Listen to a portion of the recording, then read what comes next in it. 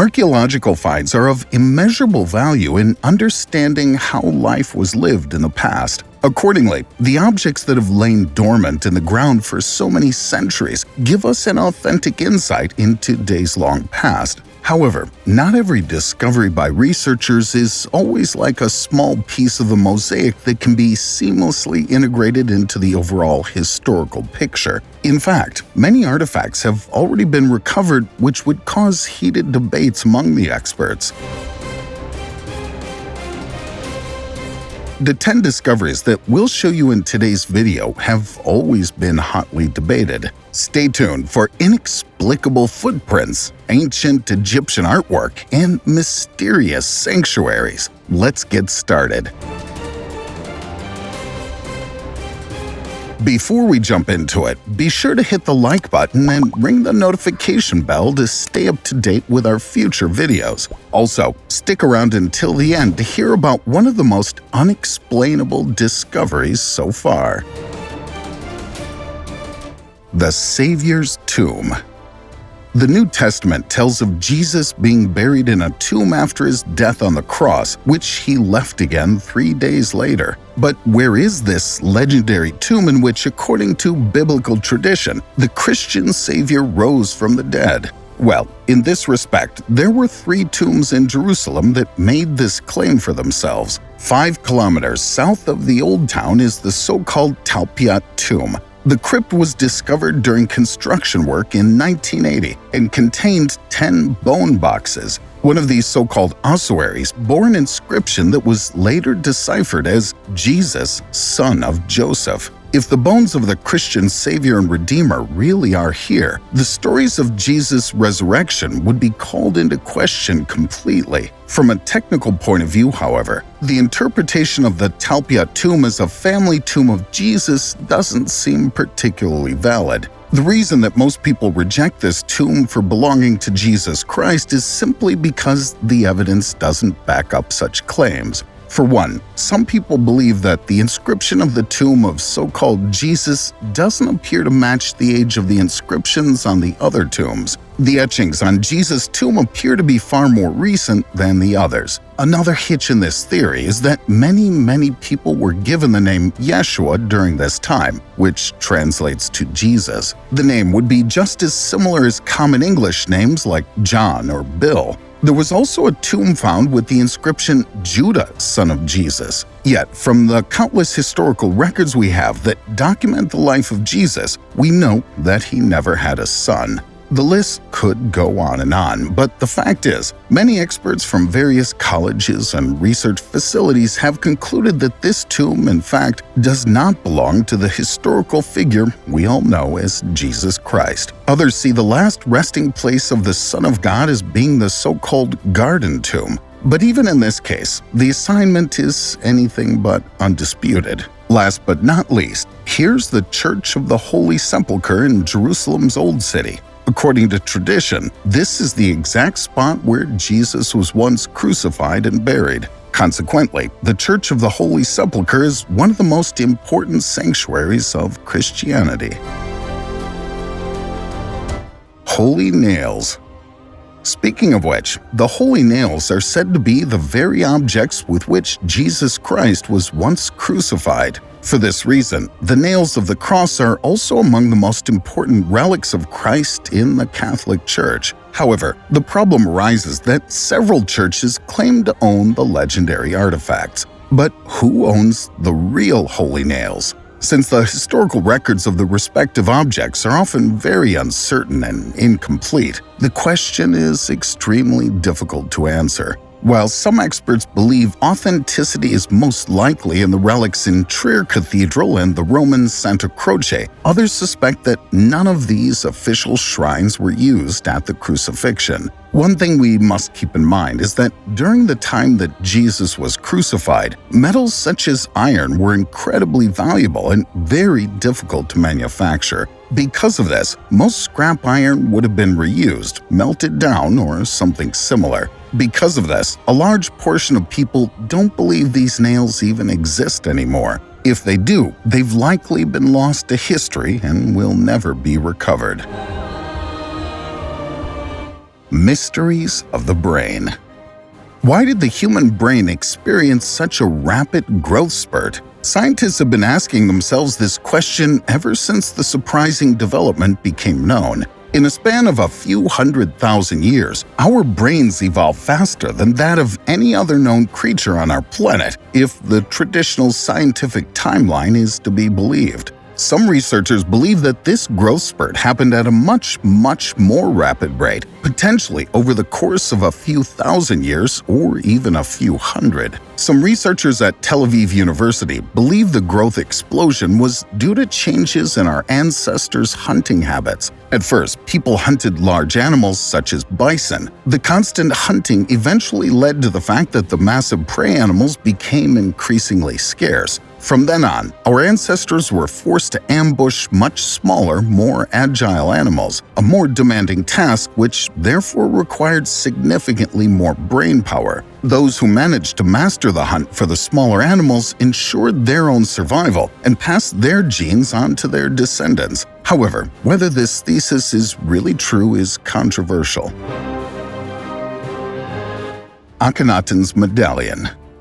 After taking power, the ancient Egyptian king Akhenaten decided to completely change the religion of his people. Under his reign, the sun god Aten was placed above all other Egyptian gods, and to this day historians are puzzled as to what prompted Akhenaten to make this drastic change. According to an old story, the answer to this intriguing question could be hidden in a mysterious medallion that Akhenaten is said to have once possessed. On the corresponding object, we see something reminiscent of a huge UFO. Above this is a bizarre figure that looks like a classic alien and is enthroned above the pharaohs and gods placed below. So, the scenery immortalized on the medallion shows how the ancient Egyptian population was ruled by extraterrestrials. In the ranks of the convinced pre-astronauts, it's always been suspected that the inhabitants of the pharaonic kingdoms were in lively exchange with extraterrestrial intelligences and worshipped them as supernatural deities. The problem?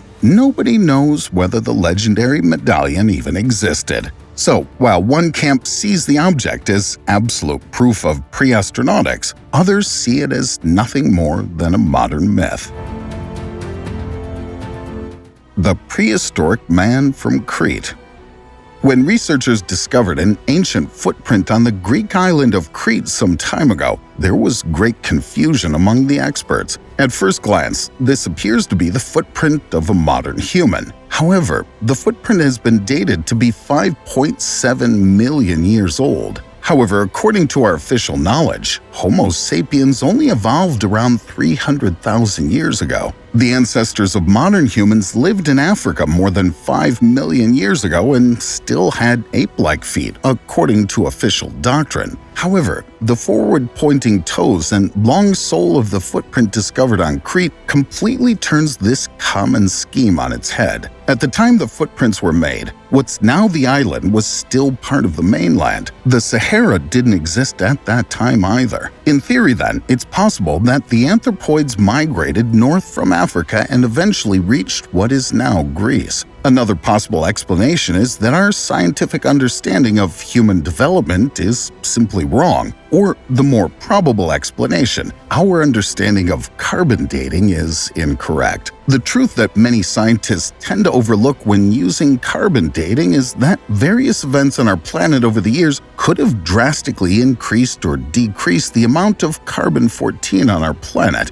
Just a single cosmic event could shift the carbon-14 timeline by tens of thousands of years, maybe more. Because of this, carbon-14 dating has been deemed unreliable by many scientists and historians. However, the bulk of the scientific community continues to use this technique, even when we have clear evidence that its results may be inaccurate. To lend credit to this technique, it does seem to be remarkably accurate when we're calculating timelines of events that have taken place within the last few thousand years. However, when we begin to make assumptions that take us millions of years into the past, the entire technique is virtually useless.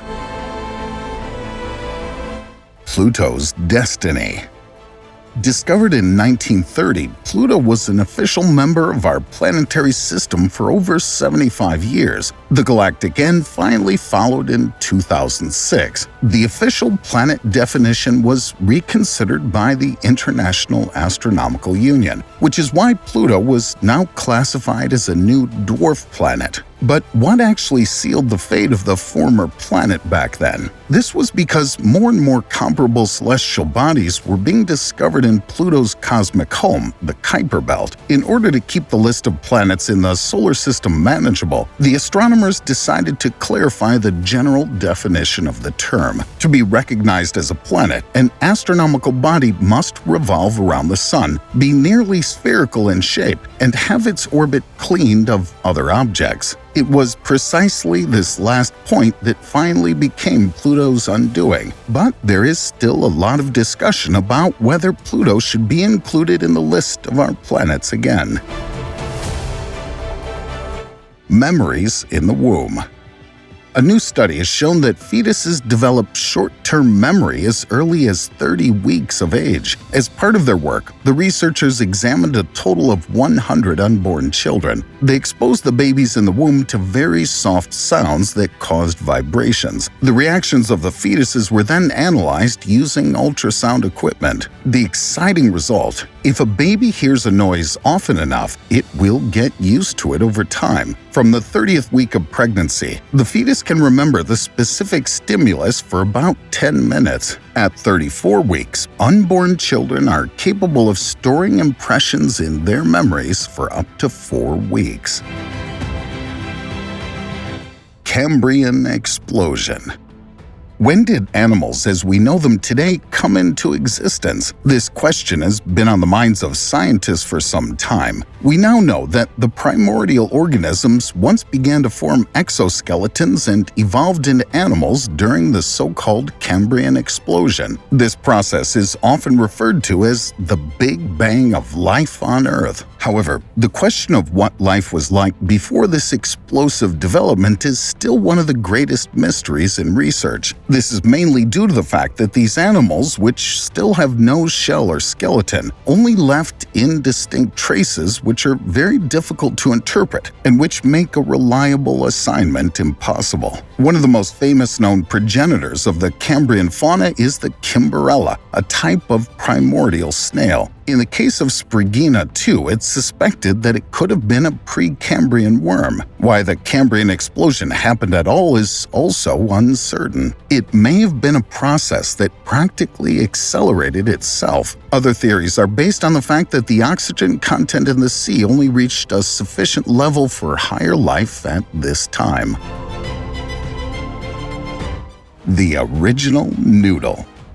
The Chinese, the Italians, or the Arabs, scientific minds have always argued about which people put pasta on their plates first. The oldest known pasta was recovered from a site called Loggia. This is a Neolithic site in China estimated to be 4,000 years old. And it was there that archaeologists once came across noodles made from clover millet and proso millet that were over 50 centimeters long and 3 millimeters thick, and which were once sealed in a stone vessel. Particularly interesting, the ancient noodles were made using the so-called Lamian method. The dough is repeatedly stretched, turned, and folded. And indeed, this special method of preparation is still used in many Chinese kitchens today.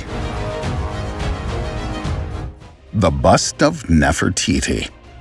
The bust of Nefertiti is undoubtedly one of the most famous works of art from ancient Egypt. Discovered in Tel El Armana in 1912, the image of the queen has graced the collection of the Egyptian Museum in Berlin for several years. However, the discovery of this unique artifact also sparked a heated debate that continues to this day. At that time, the German Oriental Society managed to track down the bust. At that time, however, Egypt was still under British rule, so that the precious object reached Germany under the conditions of the occupiers and not under those of the Egyptians. For this reason, the head of Nefertiti is often regarded as looted colonial art. The Egyptian authorities have been trying to get the bust returned for around 100 years, so far in vain. Estimates vary as to how much this prime example of ancient Egyptian sculpture is worth. Well, an insurance company put the corresponding value at 300 million euros. Other experts believe that it's at least 400 million euros. Alright folks, now it's your turn. Which archaeological discoveries captivated you the most with its exciting backstory? Let us know your thoughts, feedback, and suggestions for today's video in the comments below. Give us a thumbs up and subscribe to stay up to date from now on. Would you like more exciting articles about the most controversial finds of all time? Then at the end, please take a look at the other videos of our channel, which we've linked for you here in the credits. Thank you for watching. Have a good one and see you next time.